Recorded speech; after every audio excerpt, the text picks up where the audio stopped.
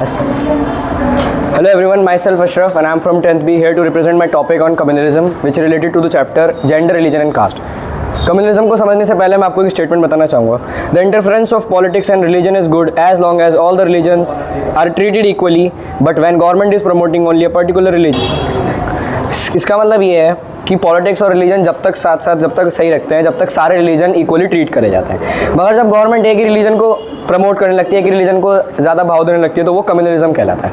अब कम्युनलिज्म को ब्रीफली समझते हैं. कम्युनलिज्म का मतलब होता है, कम्युनलिज्म बेसिकली एक आइडियोलॉजी है जिसका मतलब ये है belief that people belonging to the same religion should form the nation and in this process the power of state is used to establish domination of one religion over the other.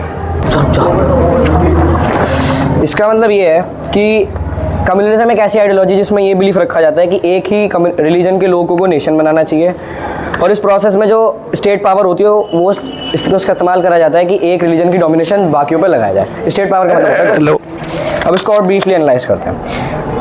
Religion as a basis of society. Religion as a basis of society मतलब जब आप ये decide कर लेते हो कि religion ही basic चीज़ है जब हम नेशन या फिर सोसाइटी को फॉर्म करेंगे. दूसरा पॉइंट ये है belief of one religion are presented as superior to those of other religion. मतलब एक कम्युनल माइंड ऐसा सोचता है कि मेरा रिलीजन बेस्ट है और बाकी का रिलीजन बेकार है और मेरा रिलीजन की जो मान्यता है वो दूसरे रिलीजन से अच्छी हैं.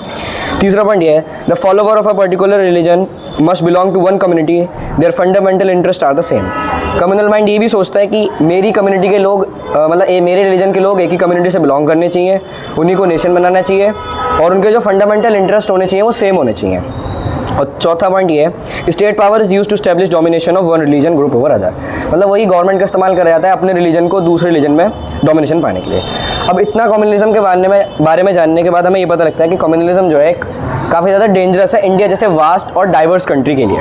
मगर देखा जाए तो कम्युनलिज्म एक फंडामेंटली फ्लॉड आइडियोलॉजी है क्योंकि कम्युनलिज्म का सोचना ऐसा है कि एक ही रिलीजन के लोग होने चाहिए, कम्युनिटी एक ही बिलोंग होनी चाहिए और उनके इंटरेस्ट भी सेम होने चाहिए.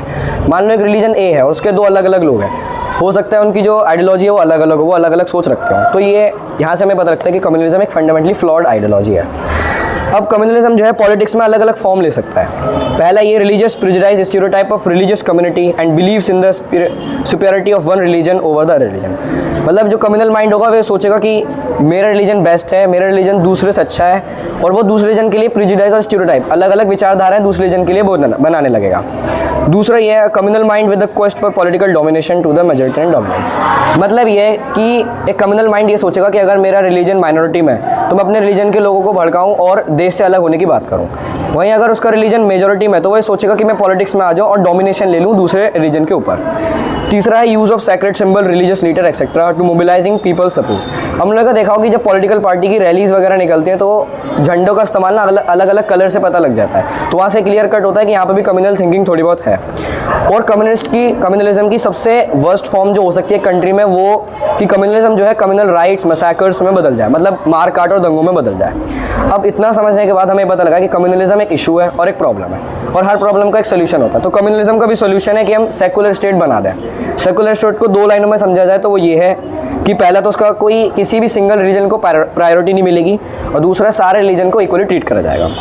अब ये तो समझ होगा कि सेकुलर स्टेट होता क्या है. अब इंडिया जैसे वास्ट और डाइवर्स कंट्री में से प्रैक्टिस कैसे करा जाएगा. तो इसके 4 पॉइंट्स हैं. पहला तो ये कि इंडिया का कोई भी ऑफिशियल रिलीजन नहीं है, सब जानते हैं क्योंकि ये बहुत डाइवर्स कंट्री में तरह तरह के रिलीजन के लोग रहते हैं, अलग अलग कल्चर उनका. दूसरा ये कि जो कॉन्स्टिट्यूशन है वो हमारे इंडिविजुअल या कम्युनिटी को ये प्रोवाइड करता है कि आप किसी भी रिलीजन को प्रोफेस, प्रोपोगेट और प्रैक्टिस करने के लिए फ्री हो.